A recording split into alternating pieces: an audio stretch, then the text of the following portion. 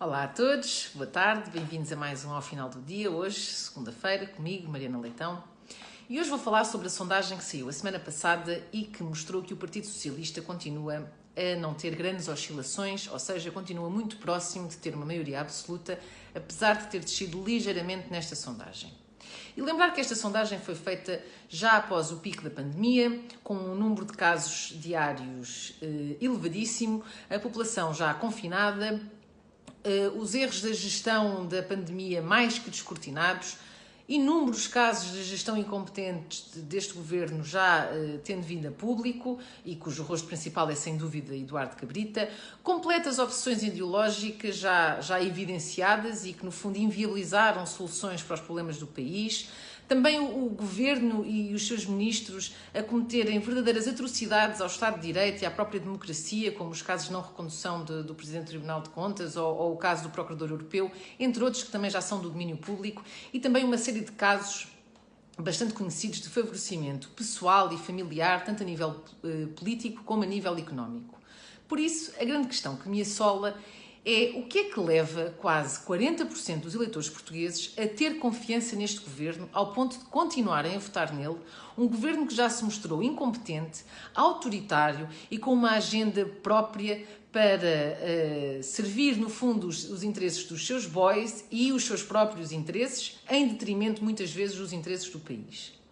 E há algumas notas que eu quero deixar sobre a minha interpretação de alguns acontecimentos e a forma como se correlacionam com a estratégia do governo e de alguns membros do Partido Socialista. Se sabemos que uma governação em tempo de pandemia e com uma crise económica profunda instalada no país é algo de que o Partido Socialista foge a sete pés, também sabemos que com a chegada dos fundos europeus há todo um interesse instalado em governar e em gerir esses mesmos fundos. E nada como uma maioria absoluta para garantir uma governação sem grandes questões. E para que os fundos, no fundo, possam ser convenientemente distribuídos por onde mais interesse. Mas, enquanto o desejo desta maioria absoluta não se concretiza, há vários esforços que estão a ser feitos para acautelar os interesses da governação socialista, porque é visível que o estado de saúde da geringonça já teve bem melhores dias e que António Costa está claramente a tentar encontrar soluções alternativas. E vamos a ver. Há um claro desconforto na geringonça entre o PS e o Bloco de Esquerda e António Costa está ansioso por se ver livre do Bloco.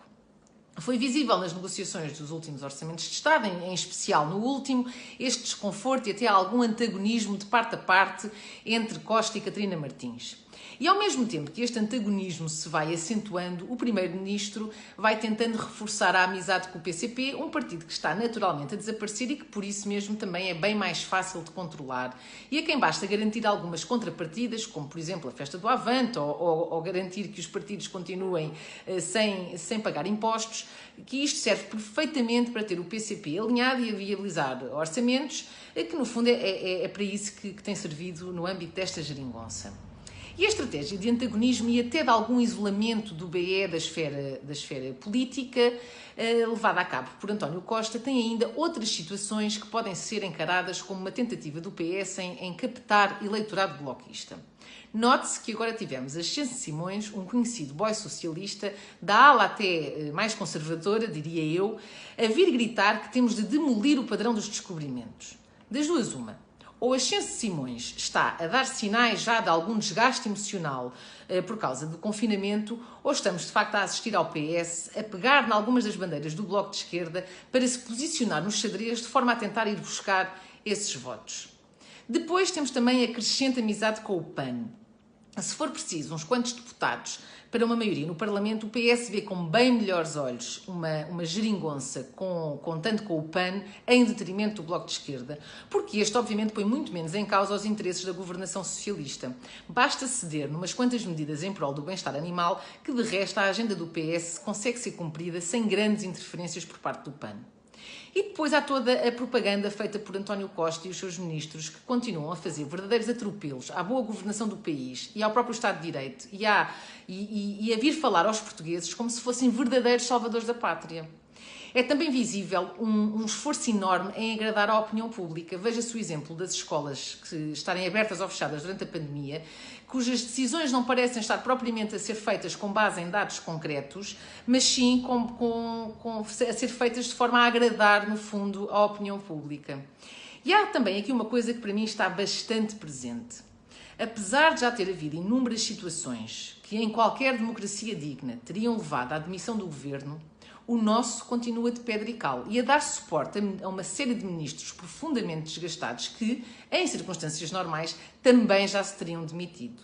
Portanto, António Costa quer governar sozinho e garantir que é um governo socialista que vai gerir os fundos comunitários.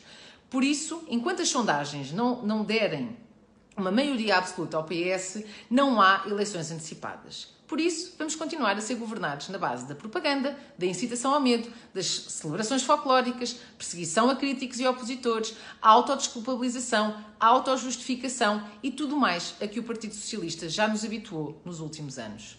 Muito obrigada a todos e até para a semana.